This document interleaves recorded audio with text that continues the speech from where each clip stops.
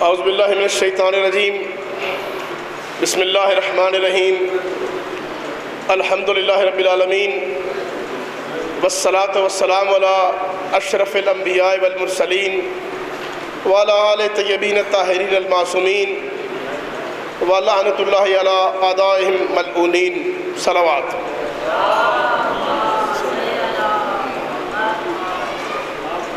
صلوات کا پڑھنا ثواب ہے، عبادت ہے۔ ایک بار بآواز بلند تر صلوات۔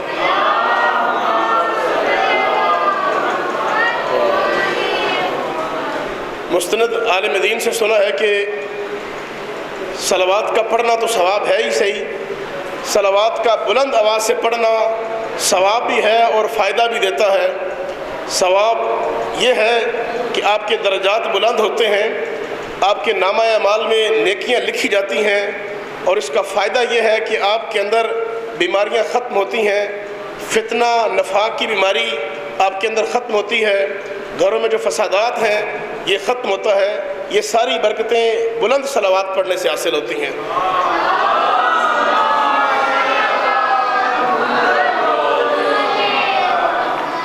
محرم حرام سے کی آمد کے حوالے سے یہاں پہ موجود ہیں۔ عشرہ کی آج 7ویں مجلس اعزاء ہے۔ میں ایک پیغام دینا چاہتا ہوں۔ ہم مجالس اعزاء منعقد کر رہے ہیں، تھوڑا سا اپنے چھوٹے بھائیوں کو، جوان نسل کو تعارف کروا دوں کہ بعد از وفات رسول صلی اللہ علیہ وآلہ وسلم 2 قسم کے نظریات کی بنیاد رکھی گئی۔ 2 قسم کے نظریات آگے چلے۔ ایک نظریہ جسے نظریہ خلافت کہا جاتا ہے، اور ایک نظریہ جسے نظریہ امامت کہا جاتا ہے۔ مسلمانوں کی اکثریت نے جس نظام کو قبول کیا اسے نظریہ خلافت کہتے ہیں، اور چند مسلمانوں نے جس کو قبول کیا اسے نظریہ امامت کہتے ہیں۔ نظریہ خلافت کا اعلان سقیفہ بنی سعدہ کے اندر ہوا، جس میں چند صحابہ کرام نے مل بیٹھ کر ایک صحابی نے دوسرے صحابی کی بیعت کرتے ہوئے اعلان کیا کہ یہ اب سے میرے حاکم ہیں، تو وہ حاکم قرار پائے۔ جبکہ دوسرے نظام امامت کے اندر کسی صحابی نے اعلان نہیں کیا، بلکہ امام الانبیاء احمد مجتبیٰ رسول خدا نے کسی بند کمرے کے اندر نہیں بلکہ میدان کے اندر کم و بیش 1.25 لاکھ صحابہ کرام کے مجمع میں اعلان کیا اور بتایا کہ میرا وسیع و جانشین کون ہے۔ 2 نظام چلتے رہے پیرلل، نظام امامت بھی اور نظام خلافت بھی۔ نظام خلافت جو ہے وہ اس کی بھی کچھ شرائط رکھی گئیں جو کہ ہر خلیفہ کے تعین کرتے وقت شرائط کو خود ہی تبدیل کیا گیا۔ پہلے خلیفہ کی جو شرائط رکھی گئیں اس کے اندر اجماع صحابہ کو بنیاد رکھا گیا۔ قبلہ صاحب موجود ہیں، اصلاح بھی کریں گے انشاءاللہ۔ اجماع صحابہ کی بنیاد پر خلافت کا چناؤ کیا گیا، جبکہ خلیفہ دوم کے وقت اجماع نہ کیا گیا بلکہ نامینیشن کی گئی، نامینیٹ کر دیا گیا کہ آپ میرے بعد خلیفہ ہوں گے۔ اسی انداز سے خلیفہ ثالث کے جب وقت آیا تو نہ ہی نظام سلیکشن کا رہا اور نہ ہی نظام جمہوریت کا رہا، بلکہ ایک شورا بنا دی گئی اور کہا کہ ان میں سے آپ اس کا انتخاب کر لیں۔ تو یہ ہے کہ نظام خلافت کا سسٹم۔ جبکہ دوسرا جو نظام ہے جو ہمارے پاس نظام امامت کا، نظام امامت کے اندر کسی کو نامزد نہیں کیا جاتا، نہ ہی نظام امامت کے اندر کوئی جمہوری سسٹم ہے کسی سے ووٹ لیے جاتے ہیں، بلکہ نظام امامت میں یہ سارا سسٹم من جانب اللہ ہوتا ہے۔ نظام امامت جو ہے، اگر میں آپ کو مزید اس کی وضاحت کروں تو جن کو تاریخ میں رضی اللہ کہا جاتا ہے ان سب کا تعلق نظام خلافت سے ہے، اور نظام امامت کے اندر وہ تمام شخصیات ہیں کہ جن کے نام کے ساتھ علیہ السلام لگایا جاتا ہے۔ ابھی ہمارے ملک میں یہ بحث چل رہی تھی اور حکومتی سطح کے اوپر ہمیں ایک ٹائٹل بنا کے دیا جانے لگا کہ آپ فلاں کو رضی اللہ کہیں گے اور فلاں کو علیہ السلام کہیں گے، تو میں آج اس ممبر سے ایک تو یہ بات واضح کر دینا چاہتا ہوں کہ ہم جو درود پڑھتے ہیں یا ہم جن پر سلام بھیجتے ہیں یہ کسی حکومت کا دیے ہوئے قانون سے نہیں لیتے، بلکہ ہم قانون قرآن سے لیتے ہیں۔ ہمیں معلوم ہے کہ ہم نے صلوات کن پہ بھیجنی ہے، سلام کن پہ بھیجنا ہے اور لعنت کن پر بھیجنی ہے۔ یہ ہمیں حکومت نہ بتائے کہ آپ اہل بیت کے نام آئے تو آپ رضی اللہ کہو، نہیں بھائی، ہم نے نظریہ آپ سے نہیں لیا، ہم اپنے نظریے رکھتے ہیں، تمہیں تمہارا نظریہ مبارک، ہم خود نظریہ رکھتے ہیں اور ہمارا ایک سسٹم ہے، اور ہمارے اس نظریے کو بڑی بڑی حکومتیں نہیں توڑ سکیں، ہمارے اس نظریے کو بنو امیہ کا وہ سسٹم نہیں توڑ سکا، ہمارے اس نظریے کو وہ جنہوں نے کھوپڑیوں کے مینار بنائے تھے وہ اس کو نہیں توڑ سکے، ہمارے اس سسٹم میں بڑے بڑے جو آمر آئے وہ اس کو نہیں توڑ سکے، حجاج بن یوسف جیسے بے شمار ملعون آئے مگر اس سسٹم کو نہ توڑ سکے، عباسیوں جیسے سخت کے سخت حکمران آئے کہ جنہوں نے ایک ایک حکم پر لاکھ لاکھ عوام کو مروا دیا، تو وہ ہمیں مجبور نہ کر سکے۔ تو تم ایک جمہوری نظام رکھتے ہوئے کس بات کی مولی ہو کہ ہمیں تم کہو کہ یہی تم نظام رکھو، اس کو علیہ السلام کہو یا اس کو رضی اللہ کہو۔ ایک تو یہ بات میں واضح کر دینا چاہتا ہوں۔ دوسرا، اپنے نوجوان بھائیوں کے لیے تھوڑا سا ان کو وضاحت کے ساتھ مختصر الفاظ میں، جہاں ہم ایک عظیم مکتب رکھتے ہیں جس کا تعلق نظام امامت سے ہے، وہاں ہم پر کچھ ذمہ داریاں بھی عائد ہیں۔ جان مائیکل امریکن CIA کا ایک ایجنٹ جو کہ شیعہ سیکشن کو لیڈ کرتا تھا، اور ایک کافی عرصہ اس نے تشیع کے حوالے سے اپنا کردار ادا کیا۔ اور آپ کو یہ بھی بتاتا چلوں کہ انٹرنیشنل ایجنسیز جو ہیں یہ تشیع کو کیوں ٹارگٹ کرتی ہیں، تشیع کے پاس کیا نظام ہے، تو آپ کو میں بتا چکا ہوں کہ ہمارا جو نظام ہے یہ باقی مسلمانوں سے تھوڑا سا جدا ہے۔ ہم نے اپنا حکومت کرنے کا نظام ہو یا امامت کو قبول کرنے کا نظام ہو، کسی بند کمرے سے نہیں بلکہ غدیر کے میدان سے لیا ہے۔ ہم سقیفائی نہیں بلکہ غدیری ہیں۔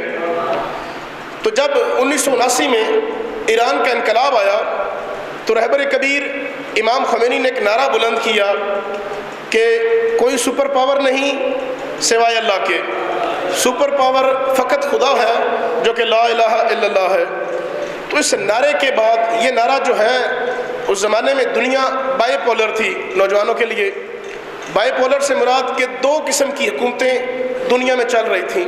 یہ کہوں کہ اگر دنیا ایک گلوبل ولیج ہے، ایک گاؤں ہے، تو اس گاؤں کے دو چودھری ہوا کرتے تھے، ایک روس اور ایک امریکہ، اور کوئی بھی جو ملک ہے، کوئی بھی جو باسی ہے اس ولیج کا، اس کو کسی ایک چودھری کی غلامی قبول کرنا پڑتی تھی۔ یہ مجبوری تھی بائی ڈیفالٹ، یعنی کہ یا آپ شرق کی طرف آئیں یا آپ غرب کی طرف آئیں، یا آپ رشین بلاک میں شامل ہو جائیں یا آپ امریکن بلاک کے اندر شامل ہو جائیں۔ امام خمینی علیہ الرحمہ نے پہلی بار یہ نعرہ بلند کیا کہ لا شرقیہ لا غربیہ، کوئی طاقت شرق کی نہیں، کوئی طاقت غرب کی نہیں، اور ہم سپر پاور فقط اللہ کو مانتے ہیں۔ اس نظام کے بعد، اس نعرے کے بعد دشمن سوچنے پر مجبور ہوا کہ یہ کون سی بڑی طاقت ہے، یہ کون سا نیا نظام ہے، یہ کیا سسٹم کیا ہے، یہ ایک امامہ پوش ابا امامہ پہنے ہوئے یہ بزرگ یہ کیا بات کر رہا ہے کہ لا شرقیہ لا غربیہ، اس کو اتنی ہمت کس نے دی، کس نظام نے ہمت دی؟ تو آپ نے کہا کہ ہم اپنا نظام رکھتے ہیں، ہم تمہاری طرح جمہوری اور باقی جو نظام رائج ہیں ان میں سے کسی ایک کا انتخاب نہیں کریں گے، بلکہ ہمارا ایک اپنا نظام ہے، اس اپنے نظام کا نام نظام ولایت ہے۔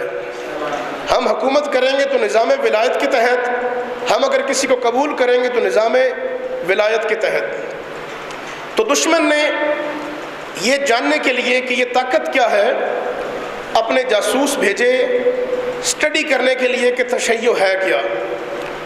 دشمن کا جو طریقہ ہے وہ یہ نہیں کہ کسی کو مارنا ہو تو اس کو مار دو، نہیں، بلکہ جس کو دشمن کا مارنا مقصود ہو، دشمن سب سے پہلے اس بندے کا مطالعہ کرتا ہے کہ یہ ہے کیا، تو کچھ لوگوں کو بھیجا گیا جنہوں نے ایران اور عراق میں جا کے شیعت پر پی ایچ ڈی کی۔ یہ بات جو ہے یہ مکمل میں ثبوت کے ساتھ اور دلائل کے ساتھ کروں گا، کسی کو حوالہ چاہیے ہوگا تو انشاءاللہ آپ کو مہیا کیا جائے گا۔ کچھ احباب نے تشیع میں آ کر پی ایچ ڈی کی تاکہ دیکھا جا سکے کہ یہ کون سا نظام ہے۔ بالآخر پی ایچ ڈی کرنے کے بعد ایک اسکالر نے دعویٰ کیا کہ میں تشیع کو مکمل جان چکا ہوں اور میں سلیس کر کے آپ کو بتا سکتا ہوں کہ ان کے اندر سسٹم کیا ہے۔ اس نے بیان کیا کہ ان کے اندر صرف 3 چیزیں ہیں، اگر ان 3 چیزوں کو کھوکھلا کر دیا جائے تو تشیع ٹوٹ جائے گی۔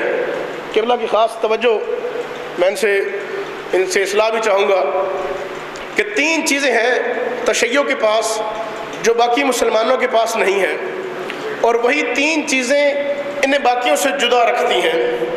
پہلی چیز جو ان کے پاس ہے وہ ہے غدیر۔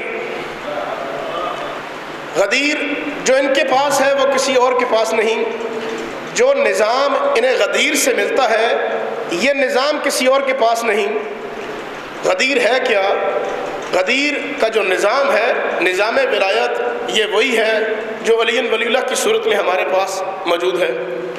اگر کہا یہ جائے کہ جو بھی کائنات کا مقصود و محور ہے وہ محمد رسول اللہ کے بعد علی ولی اللہ ہے، تو علی ولی اللہ کیا ہے؟ یہ ہمارے پاس ایک نظام ہے، اس پہ بھی گفتگو کروں گا۔ دوسری بڑی طاقت جو تشیع کے پاس ہے وہ ہے عاشور۔ عاشور جیسی بڑی طاقت جس مکتب کے پاس ہو اسے جھکایا نہیں جا سکتا۔ اور تیسری بڑی طاقت جو ان کے پاس ہے وہ نظام مرجیت ہے۔ نظام مرجیت جو ان کے پاس ہے یہ دیگر مسلمانوں کے پاس نہیں، اور جس کے پاس یہ نظام ہے اس کو شکست نہیں دی جا سکتی۔ تو اس سلیس کرنے والے نے، ٹائٹل دینے والے نے کہا کہ ان کو کھوکھلا کیا جائے، ایسے ہی کھوکھلا کر دیا جائے کہ جس طرح دیگر مسلمانوں کے پاس قرآن تو ہے مگر روح قرآن نہیں ہے۔ طالبان کو کمزور کیا گیا، قرآن تو ان کے دلوں میں تھا، بڑے بڑے حافظ قرآن تھے، مگر ان کو کھوکھلا کر دیا گیا، ان کے اندر سے روح قرآن چھین لی گئی۔ جب روح قرآن چھین لی گئی تو وہ کھوکھلے ہو گئے۔ اب وہ بظاہر تو خونخوار لگتے ہیں لیکن اندر سے کھوکھلے ہو چکے ہوتے ہیں۔ لوگ آتے ہیں ان کی بولیاں لگاتے ہیں، جس کو جس مقصد کے لیے چاہیے وہ ان کو اس طرح استعمال کر لیتا ہے۔ تو کہا گیا کہ یہ تینوں چیزیں جو تشیع کے پاس ہیں اس کو بھی کھوکھلا کیا جائے۔ تو سب سے پہلے غدیر کو کھوکھلا کرنے کی کوشش کی گئی۔ غدیر کیا؟ نظام ولایت۔ فقط علی ولی اللہ غدیر نہیں ہے، اور اگر یہ کہا جائے کہ علی ولی اللہ ہی غدیر ہے تو یہ بات بھی درست ہے، لیکن فقط علی ولی اللہ ہی غدیر نہیں ہے۔ غدیر ایک پورے نظام کا نام ہے، ایک پورے سسٹم کا نام ہے۔ اگر کوئی بندہ علی ولی اللہ پڑھتے ہوئے رسول خدا کے اس اعلان کو مانتے ہوئے مولا علی علیہ السلام کی حکومت و خلافت کو تو مان لے مگر اس کے بعد امام حسن کا انکار کر دے تو کیا وہ نعرہ اس کے کسی کام کا ہے؟ نہیں۔ اسی طرح اگر کوئی امام حسن کو تک مانے امام حسین کا انکار کر دے تو وہ بھی ہمارے کسی کام کا نہیں ہے۔ الغرض کہ کچھ شش امامیہ 6 اماموں تک مان کے 7ویں کا انکار کر دیں تو وہ بھی ہمارے کام کا نہیں رہا۔ اگر کوئی 11 اماموں تک مان کے 12ویں کا انکار کر دے وہ بھی ہمارے کسی کام کا نہیں رہا۔ اور اگر کوئی ان 12 کو تو مانے لیکن ان 12 کی نہ مانے تو وہ بھی ہمارے کسی کام کا نہیں ہے۔ اگر کوئی امام زمانہ کی تو مانے لیکن امام زمانہ کا جو خاص فرمان ہے غیبت کبریٰ میں جاتے ہوئے کہ میں غیبت کبریٰ میں تمہیں کن کے حوالے کر کے جا رہا ہوں، اگر کوئی اس کو نہ مانے تو وہ بھی ہمارے کسی کام کا نہیں ہے۔ تو نظام ولایت کو کھوکھلا کرنے کے لیے ہمارے اندر ایجنٹ بھیجے گئے۔ اتنی بڑی ہمارے اندر جو مضبوط رسی تھی جسے علی ولی اللہ کہا جاتا تھا کہ کوئی بھی شیعہ ایسا نہیں کہ جس کے دل علی ولی اللہ سے دھڑکتے نہ ہوں، کہ جس کے دل میں ولایت علی کی شمع نہ ہو، کوئی بھی ایک شیعہ ایسا نہیں ہے۔ لیکن دشمن نے کیا چال چلی؟ اسی لفظ کے اوپر شیعہ کو گھر کے اندر لڑا دیا۔ دو بھائی ہیں تو وہ گھر کے اندر لڑ رہے ہیں، ایک دوسرے کو مقصر کہہ رہا ہے، ایک دوسرے کو غالی کہہ رہا ہے۔ تو یہ جو چال چلی اسی نظام کو کمزور کرنے کے لیے، اور کچھ لوگوں کو سمجھایا گیا کہ یہ علی ولی اللہ جو تمہارے پاس ہے، اس کو جب تک تم فلاں فلاں جگہ پر نہیں پڑھو گے تو تم تو باطل ہے، تمہارے پاس تو کچھ بھی نہیں ہے۔ تو پس انہوں نے کیا سمجھا، وہ جو لفظ علی ولی اللہ ایک پورے نظام کا نام تھا، اس کو محدود کرتے کرتے فقط اذان و نماز تک لے آئے کہ بس اگر اذان اور نماز میں ہے تو ہے، ادروائز جو اس کو نہیں مانتا اس پر طرح طرح کی باتیں کی جانے لگی، جبکہ یہ پورا ایک نظام تھا۔ اگر ہم اذان کے اندر اس کا اظہار کرتے ہیں، یہ کلمے میں اس کا اظہار کرتے ہیں، تو یہ ہمارا صرف ایک اظہاریہ ہے، پورا نظام نہیں ہے۔ پورا نظام ہمارے پاس جو ہے وہ امام علی علیہ السلام سے لے کے امام مہدی تک، اور امام مہدی نے غیبت کبریٰ میں جاتے ہوئے جن کے حوالے ہمیں کیا، اس وقت سے لے کے آج تک یہ جو تسلسل ہے، اس نظام کا نام نظام ولایت ہے۔ تو ہمیں اس جو ہماری جو تاریں تھیں اس کو چھیڑا گیا، اور کسی حد تک دشمن کامیاب بھی ہے۔ آج گلی گلی میں، محلے محلے میں ہمیں اس بات سے جدا کیا جا رہا ہے۔ گھر گھر میں شیعہ جو ہے وہ ایک دوسرے پر الزام لگاتے ہیں کہ تم ولایت علی کو نہیں مانتے اور تم ولایت علی کو نہیں مانتے، حالانکہ یہ بات ہے ہی نہیں۔ بڑا خوبصورت جملہ ہے عالم دین کا کہ جو شخص علی ولی اللہ پڑھتا ہے اور اس کا قائل ہے، نہ تو وہ مقصر ہو سکتا ہے اور نہ وہ غالی ہو سکتا ہے۔ علی ولی اللہ وصی و رسول اللہ و خلیفۃہ بلا فصل، جو شخص اس بات کا اقرار کرتا ہے، اس کا مطلب ہے کہ وہ جناب مولا کائنات کو اللہ کا ولی مانتا ہے، اللہ نہیں مانتا۔ اور جو مولا کائنات کو اللہ کا ولی مانے وہ غالی نہیں ہو سکتا۔ غالی تو وہ ہوتا ہے کہ جو آپ کو اللہ کا ولی نہ مانے، رسول کا وصی نہ مانے، بلکہ رسول سے بھی اوپر لے جائے اور اللہ سے بھی اوپر لے جائے، وہ تو ہے غالی۔ اور اسی طرح جو شخص وصی رسول اللہ پڑھ لیتا ہے اور خلیفۃہ بلا فصل بھی پڑھ لیتا ہے تو مقصر کہاں سے آیا؟ جو بندہ یہ کہہ دیتا ہے کہ مولا علی علیہ السلام رسول خدا کے بلا فصل جانشین ہے، تو مقصریت کیا ہوئی؟ مقصر تو وہ ہیں کہ جنہوں نے آپ کو بلا فصل سے نکال کے درمیان میں 3-4 واسطے رکھ دیے، مقصر تو وہ تھے۔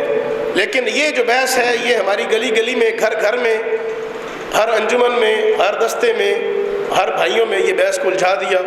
یہ دشمن کسی حد تک کامیاب ہوا کہ غدیر کے نام پر ہمیں الجھا دیا۔ دوسری بات عاشورہ، عاشورہ کے نام پہ ہمیں کس طرح اس نے الجھایا کہ عاشورہ کیا تھا؟ عاشورہ امام علی مقام کی عظیم قربانی کہ جو ہمیں یہ درس دیتی ہے کہ جب عاشورہ آئے، آپ نہ صرف خود دین کی بقا کے لیے باہر نکلو، بلکہ اپنی اولاد کو بھی ساتھ لے چلو، اپنے مال کی بھی قربانی دو، حتیٰ اپنی عزت و ناموس کو بھی قربان کر دو۔ اللہ کی بقا کی خاطر، اللہ کے نظام کی بقا کی خاطر، اسلام کی خاطر اپنی جان قربان کرنا، اپنا مال قربان کرنا، اپنی اولاد قربان کرنا، اور حتیٰ اپنی عزت و ناموس قربان کرنے کا نام عاشورہ ہے۔ یعنی کہ جو کچھ آپ کے پاس ہے وہ لے کر میدان میں آ جانا، اس نظام کو عاشورہ کہتے ہیں۔ تو جس کے دل میں یہ بات ہو کہ اگر اسلام کو خطرہ ہوا تو میں خود بھی جاؤں گا، اپنا مال بھی پیش کروں گا، اپنی اولاد بھی پیش کروں گا، حتیٰ اپنی عزت و ناموس بھی پیش کروں گا، تو اس نظام جس کے پاس یہ ہو اس کو دنیا کی کوئی طاقت بھی ہٹا نہیں سکتی، کوئی طاقت بھی اس کو جھکا نہیں سکتی۔ یہ نظام تھا ہمارا عاشورہ۔ لیکن ہم نے عاشورہ کو کس طرح اس کا ادراک کیا؟ ہم نے عاشورہ مختلف چوکوں میں سنگتیں لگانے کا نام عاشورہ سمجھ لیا۔ ہم نے ایک ماتمی سنگت کو دوسری ماتمی سنگت پر برتری لینے کا نام عاشورہ سمجھ لیا۔ ایک ماتمی سنگت کی آواز زیادہ نکلتی ہے، اس کے نوحے خانوں کی آواز زیادہ ہے، تو ہم نے یہ نظام سمجھ لیا۔ ایک چوک میں میں نے پڑھنا تھا، اس چوک میں اس نے پڑھنا تھا، اس نظام کو ہم نے عاشورہ سمجھ لیا۔ ایک امام برگاہ میں مجمع کم ہے، ایک امام برگاہ میں مجمع زیادہ ہے، ہم نے اس کو عاشورہ سمجھ لیا۔ ایک خطیب جو ہے وہ مجلس کو کہتا جی میں لٹکا دیا، کوئی اتار نہیں سکتا، ہم نے اس کو عاشورہ سمجھ لیا۔ تو دشمن نے کافی حد تک کامیاب ہو رہا ہے کہ عاشورہ تو ہمارے پاس ہے، کالا لباس تو ہم نے پہنا ہوا ہے، علم تو ہمارے ہاتھ میں ہے، مگر کافی حد تک روح ہمارے اندر سے عاشورہ کی نکلتی جا رہی ہے۔ تیسرا نظام مرجیت کا۔ نظام مرجیت وہ طاقت ہے تشیع کے پاس جو کسی دوسرے کے پاس نہیں ہے۔ ایسا نظام کہ جب ایک فقیہ حکم دے دے کہ بس تمباکو نوشی حرام ہے تو حرام ہے۔ ایک کمپنی جس طرح پاکستان میں ایسٹ انڈیا کمپنی آئی تجارت کی خاطر اور پاکستان پہ قابض ہو گئی، برصغیر پاک و ہند پر تجارت کی خاطر آنے کے بعد قابض ہو گئے، اسی طرح ان کا پلان ایران پر بھی قبضہ کرنے کا تھا۔ ایران میں جا کے تمباکو نوشی کی جو صنعت ہے اس پر انہوں نے کام کیا، بہت بڑی کمپنی بنائی۔ ایران میں چونکہ حقہ زیادہ پیا جاتا تھا، اکثریت تمباکو نوشی استعمال کرتی تھی، تو کہا کہ اس نیت سے داخل ہوں گے ایران میں اور بعد میں قبضہ کر لیں گے ملک پر۔ عوام کو نہیں معلوم مگر فقیہ کی آنکھیں کھلی رہتی ہیں۔ فقیہ ہوتا ہی وہی ہے کہ جس کی نظریں آنے والے وقت پر ہوتی ہیں۔ مرد فقیہ آیت اللہ شیرازی نے حکم دیا کہ تمباکو نوشی حرام ہے۔ بس آقا کا فتویٰ آنے کی دیر تھی کہ ہر گھر سے حقے توڑ دیے گئے، ہر گھر سے تمباکو کو خود پر حرام کر دیا، حتیٰ کہ شہنشاہ ایران جب خود گھر میں آیا اس نے اپنے غلام سے کہا کہ حقہ پیش کیا جائے۔ بتایا گیا کہ آپ کی زوجہ نے اس کو توڑ دیا ہے۔ زوجہ سے پوچھا ابھی کیوں توڑا ہے؟ میں تو حقہ پیتا تھا، میرا وقت ہو گیا۔ اس نے کہا آپ نے نہیں سنا کہ آقا نے کہہ دیا حرام ہے؟ تو آقا نے کہہ دیا حرام ہے تو بس حرام ہے، کوئی چون چراں والی بات ہی نہیں۔ تو یہ وہ طاقت تھی کہ شہنشاہ کے گھر سے بھی جب حقہ ٹوٹ گیا تو وہ کمپنی کیا چلنی تھی، وہ کمپنی بھی واپس چلی گئی۔ تو یہی جو نظام ہے، نظام مرجیت، ایک حکم کے ساتھ میں سلام پیش کرتا ہوں سید علی سستانی پر کہ آپ کے ایک حکم نے کہ یا اہل العراقیون، اے عراقیوں، حرم رسول کا دفاع تم پر واجب ہو چکا ہے۔ ایک حکم دینے کی دیر تھی، ہلکے سے لب کو ہلایا تو داعش جو کہ کئی سال کی محنت کے بعد، کئی ملکوں کے تعاون کے ساتھ، کافی ٹریننگ لینے کے بعد مقدس مقامات کی طرف گئی تھی، وہ دم دباتی ہوئی وہاں سے بھاگ نکلی۔ تو اس کے پیچھے کون سی طاقت تھی؟ اس کے پیچھے جو طاقت تھی اس طاقت کا نام مرجیت ہے۔ ایک مرجع نے حکم دیا کہ تم پر دفاع واجب ہے، اور سب پر نہیں کہا، پاکستانیوں کو نہیں کہا، انڈینز کو نہیں کہا، ایرانیوں کو نہیں کہا، صرف عراقیوں کو کہا کہ تم پر واجب ہے۔ تو میں نے دیکھا وہاں پہ کہ پہلے ہی دن لاکھوں افراد نے اپنا نام پیش کیا قربانی کے لیے کہ ہم جانثار ہونا چاہتے ہیں جہاں سید حکم کریں۔ اور پھر اس طاقت نے صرف اعلان کرنے کے بعد یہ نہیں کہ اپنے بچے بچائے، پہلا دستہ جب سامرا پر قبضہ ہوا، امام حسن عسکری علیہ السلام، آپ صلوات پڑھ لیں، جب سامرا پر قبضہ ہوا تو پہلا دستہ جو نجف سے نکلا سامرا کو چھڑوانے کے لیے، وہ آیت اللہ سستانی کے فرزند باقر سستانی کی قیادت میں گیا۔ باقر سستانی علماء اور طلاب کا دستہ لے کر گئے اور آپ نے بلد اور سامرا کو جا کے آزاد کروایا۔ تو یہ ایک طاقت ہے مرجیت کی۔ رہبر معظم سید علی خامنائی کے بارے میں دشمن یہ کہا کرتا ہے کہ ہماری کئی سال کی محنت، کئی سال کی پلاننگ، یہ سیدزادہ اپنی ایک جملے کے ساتھ اس کو رد کر دیتا ہے۔ ہم اتنی پلاننگ کے بعد ایک نشست پر پہنچتے ہیں، ایک جگہ پر پہنچتے ہیں، اور یہ ایک جملے کے ساتھ اس کو خراب کر دیتے ہیں۔ روس کے صدر ولادیمیر پوٹن ان کے بارے میں کہتا ہے کہ مجھے وہ شخص چاہیے جو سید علی خامنائی کی تقاریر کو سب سے پہلے ترجمہ کر کے مجھ تک پہنچائے۔ پوچھا گیا کہ ان کی جو تقاریر ہے وہ چند منٹوں یا چند گھنٹوں کے بعد خود بخود ترجمے کی شکل میں موجود ہوتی ہیں، آپ کو کیا جلدی ہے؟ تو انہوں نے بتایا کہ یہ وہ لیڈر ہیں کہ جنہوں نے آج تک جھوٹ نہیں بولا، اور جو تبصرہ یہ کر دیتے ہیں وہ تبصرہ اس کا رد کوئی نہیں ہوتا، وہ بات ہو کے ہی رہتی ہے۔ اور سید علی خامنائی کے بارے میں کہا کہ میں نے اب تک جو باتیں عیسیٰ مسیح کے بارے میں پڑھ رکھی تھیں یا سن رکھی تھیں وہ مجسم میں نے سید علی خامنائی میں دیکھی۔